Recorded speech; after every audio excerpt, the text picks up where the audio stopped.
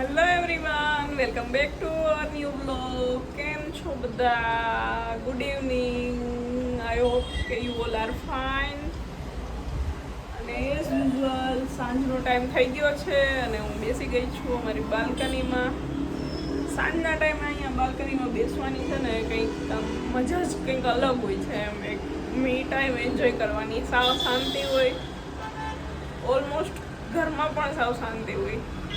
અને બહાર મસ્ત વેધર હોય. અત્યારે તો ચોમાસું છે એટલે ગરમી એ નથી. મસ્ત ઠંડો ઠંડો પવન આવતો હોય એટલે અહીંયા બેસીને થોડુંક આમ મજા આવે અને વિચારવાનું કે શું જમવાનું બનાવવું છે. કેમ કે આ બીજો તો કંઈ આપણા જીવનમાં એવો કોઈ હોતું નથી ખાસ વિચારવા જેવું કે શું કરીએ શું નહીં.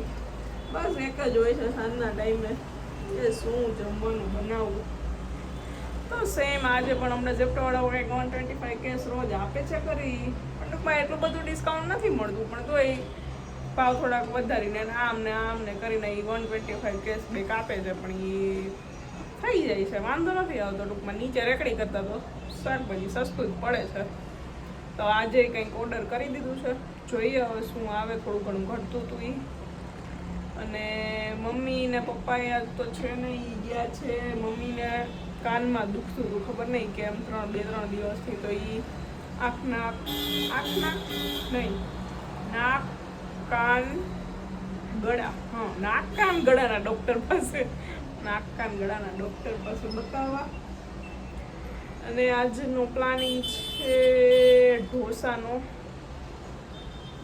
આજે ઢોસા બનાવવાના છે. તો એમને મેં ફોન એ કરી દીધો છે કે આવો ત્યારે ખીરું લેતા આવજો. એટલે એ ખીરું લઈ આવે. એટલે અને ઝેપ્ટોમાંથી શાકભાજી ઓર્ડર કરી દીધું છે. તાજું ફ્રેશ શાકભાજી આવી જાય ને એટલે થોડી ઘણી પ્રિપેરેશન ચાલુ કરી દઈએ. એક તો જો ઢોસા બનાવવાના હોય ને એટલે અમારે 2 ચટણી જોઈએ, ગ્રીન ચટણી જોઈએ, વ્હાઈટ ચટણી જોઈએ, સાંભાર જોઈએ. પછી શ્યામને જોઈએ ખાલી બાફેલા બટેટામાં બધો મસાલો નાખ્યો હોય એવો મસાલો. ને મારે જોઈએ પ્રોપર જે સૂકી ભાજી આવે ને ઢોસામાં એ. એટલે બહુ બધી વસ્તુ બનાવવાની રહીએ ઢોસા બનાવવાનો હોય એટલે. પછી એમાં લગાવવા માટે લસણની ચટણી લગાવવું, તીખા કરવા માટે, કેમ કે ચીઝ એ લગાવવું હોય એટલે ચીઝ ને લસણની ચટણી, એટલે લસણની ચટણી બનાવવી પડે. એટલે 3 ટૂંકમાં ચટણી, સાંભાર, 2 મસાલા અને ઢોસા. આટલું બધું ઢોસા બનાવવું પડે. પણ જમવા ટાઈમે તો બહુ મજા જ આવે બધાને. એટલે એ મજા માટે આટલું બધું બનાવવું એકદમ વર્થ છે, બરાબર ને? ચલો કરીએ કંઈક ચાલુ. દાળ પલાળી દઉં એટલે થોડુંક પલળી જાય ને પછી દૂધી આવે એટલે સીટી મારી દઉં.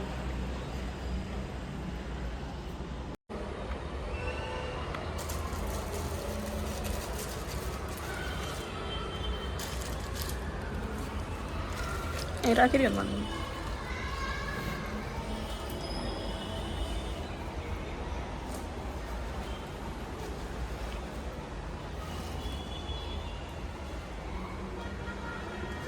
હા,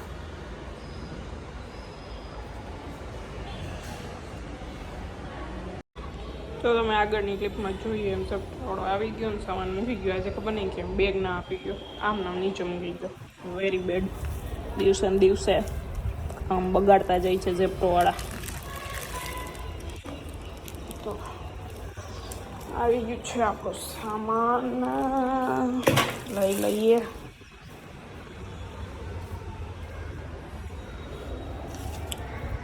બેબી પોટેટોનું કંઈક તો બનશે 1-2 દિવસમાં. જોઈએ શું બને છે બેબી પોટેટોનું. પછી મસ્ત કારેલા મંગાવ્યા છે. મને કારેલા પર્સનલી બહુ ભાવે અને એમાંય કાજુ કારેલા તો મારા ફેવરેટ સબ્જી કાજુ કારેલા. એટલે 1-2 દિવસમાં કાજુ કારેલા પણ બનશે. પછી બીટ મંગાવ્યા છે. બીટ સારા આવે છે અત્યારે એટલે બીટ ખાવા જોઈએ, મસ્ત બ્લડ કરે એટલા માટે. બાકી એઝ યુઝ્યુઅલ ટમેટો અને દૂધી તો જો આવી છે બહુ જાડી પાડી. તો ચલો કરીએ કંઈક ચાલુ. તો સાંભાર માટે લઈ લીધી છે દાળ. અને આ એક મારી ટ્રીક છે કે હું સાંભાર જોડે જ છે ને દૂધી નાખી દઉં છું. અને ઝાઝી બધી દૂધી નાખું. એના લીધે શું થાય કે આમ તો શ્યામ કાંઈ શાકભાજી ખાતા નથી, તો આના લીધે દૂધી અંદર પેટમાં જાય અને સાંભાર ઘાટોય બને. તો નીચે તમને દાળ તો દેખાતી નહીં હોય, દાળે છે, ભેગી દૂધી છે અને ટમેટાં અમે નાખી દઉં. એનું રીઝન છે કેમ કે એ સાંભારમાં અમારે કાંઈ આવે ને બટકા એટલે એ ગાળીને ખાય, બરાબર છે. ગાળીને ખાય એટલે પછી એમાં શું વધે? કાંઈ ના વધે, નકરી દાળ જ આવે. એના માટે અમારા સર થોડાક બગડેલા છે. બગડેલા માણસોને સુધારવા માટે પછી આમાં જ હું ટમેટાઈ નાખી દઉં અને દૂધી નાખી દઉં, એટલે પછી એ તો બધું પીસાઈ જ જવાનું છે, એટલે એ બને ખવાઈ જાય, બરાબર ને. તો આ છે મારો હેક. પણ આ જોઈને પાછું અમારે ઘરમાં થોડુંક બાધરોઈ થઈ જાય છે. આની પહેલાંના વિડીયોમાં સેમ જ થયું હતું. આપણે શું બનાવતા હતા, ઓલો સુરતની કંઈક ભાજી હતી, એમાં ઘરનું બટર નાખી દીધું હતું. પછી વિડીયો જોઈને પછી થોડુંક અમારે માથાકૂટ થઈ જાય કે એ ભાઈ તે મને આવું ખવડાવી દીધું ને, આવું ખવડાવી દીધું ને. આ જોઈને એમ કહેશે કે ઓહો તે મને આટલી બધી દૂધી ખવડાવી દીધી. ના હોય એટલે હાઈલે રાખે એવું બધું, બરાબર ને. તો ચલો મૂકી દઈએ આને વાફવા માટે આપણે. અને મૂકી દીધી છે દાળ બાફવા માટે, કુકર મુકાઈ ગયું છે ને. હવે બનાવશું રેડ ચટણી. રેડ ચટણી માટે જોશે આપણે ટમેટાં, ડુંગળી ને લસણ. તો એને જલ્દીથી કટ કરી લઈએ ને પછી કહો આગળની પ્રોસેસ શું છે એ. ઓકે, તો કટ થઈ ગયા છે ટમેટાં, ઓનિયન અને ભેગી હું કહેવાનું ભૂલી ગઈ હતી તીખાસ માટે લીલા મરચાં તો જોઈએ જ, અને આદું અને લસણ. લસણ માટે મારે તો રેડીમેડ લસણની ચટણી જ છે એટલે એ તો હું એ જ નાખીશ. એટલે આ કટ કરી લીધું છે આટલું બધું અને મૂકી દીધું છે પેનમાં તેલ. હવે આપણે આને કરશું વઘાર. તેલ મુકાઈ ગયું છે, અહીંયા દૂધ પણ ગરમ થાય છે. આ તો ઓલરેડી થાય જ છે, એ તો ખબર જ છે. વઘાર માટે તો આમાં કાંઈ બીજું તો કાંઈ એટલું છે નહીં, ખાલી હિંગ નાખીને વઘાર જ કરવાનો છે ડુંગળીનો અને ટમેટાનો. તો હિંગ નાખી દીધી છે, ડુંગળી નાખી દઈએ. ડુંગળી, આદુ, મરચાં બધું ભેગું.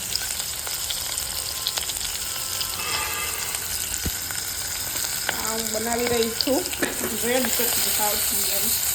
સાઉથ ઇન્ડિયન ખબર નહીં, આ લોકો સાઉથ ઇન્ડિયન લોકો આવી બનાવે છે. મને પણ આપણે બહાર જાય ત્યારે જે મળતી હોય છે ને એ ટાઈપની છે. એમાં કાંઈ બીજું આ મોટું છે નહીં. થોડું જીરું ભૂલાઈ ગયું, થોડી જીરું ભૂલાઈ ગયું તું તેલમાં નાખી દઉં છું. ચાલે રાખી દઉં પોતે થઈ જાય ડુંગળી ભેગું.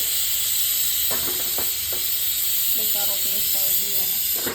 હવે ડુંગળીને થોડીક ચડવા દઈએ. ડુંગળી ચડી જાય ને પછી આપણે નાખી દઈશું ટમેટાં. અને આમાં હજી એક વસ્તુ નાખવાની છે, માંડવીના બી. માંડવીના બી પણ પછી નાખી દઈશું. ને આવી ગયા છે દર્દી માણસો બતાવીને. શું કીધું? હા, દવા અંદર ભરી પછી જવાનું. હા, અત્યારે કર્યું સાફ?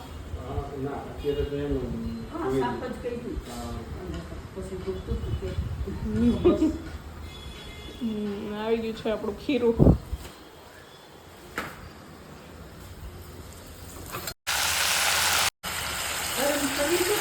હા, નાખી દીધા છે ટમેટા અને માંડવીના બી પણ નાખી દીધા છે. મુઠ્ઠી એક કેટલા લીધા હતા. હવે ચડવા દઈએ. અને થોડુંક મીઠું નાખી દઈએ એટલે ચડી જાય ફટાફટ.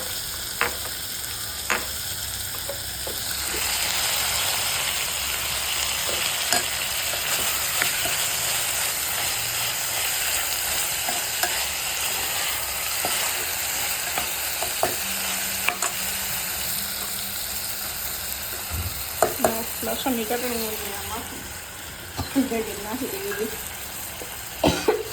ચટણી ના હોય આખા લસણ નાખી દેવાનું. એટલે આમે ચટણી જ કરવી છે અને આપણે એટલે પીસવાનું જ છે, એટલે બધું પીસાઈ જાય. એ તારે કઢી ખોલીને નાખી દો ને તો એ ચાલે. હા, સ્ટાર્ટ કરી દીધી છે ગ્રીન ચટણી. અને અહીંયા મૂકી દીધી છે ઈડલી. ઈડલી નહીં, નાના માણસ વળી નીકળ્યા બહાર. નાના માણસ માટે ઈડલી મૂકી છે. ચવાતું નથી એટલે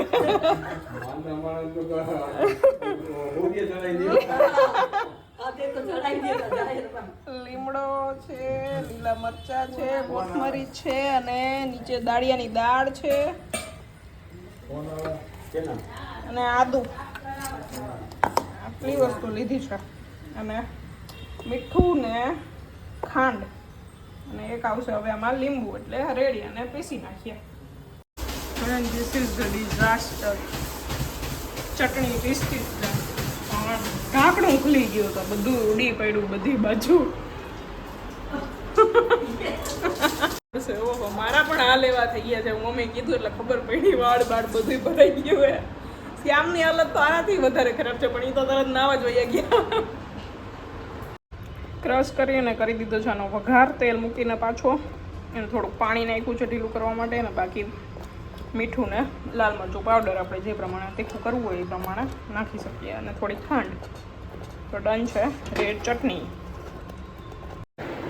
સ્ટાર્ટ થઈ ગયા છે ગરમા ગરમ ઢોસા અને બધા બેસી ગયા છે જમવા અને આવી ગયો છે વિહાનનો વિડીયો કોલ. બતાવો વિહાનને બ્લોગમાં લેવા દો. હાય વિહાન. હાય. શું કરે છે? હું બ્લોગ ઉતારું છું. તું શું કરે છે? હે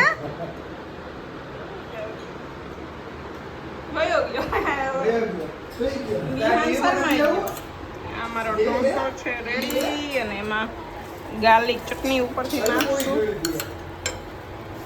થોડીક થોડીક.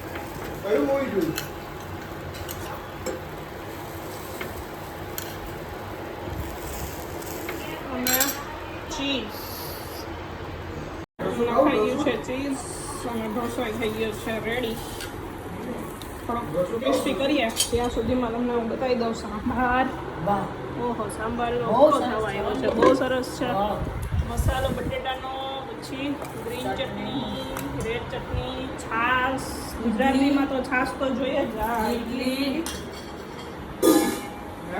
પેશન્ટ માટે ઇડલી.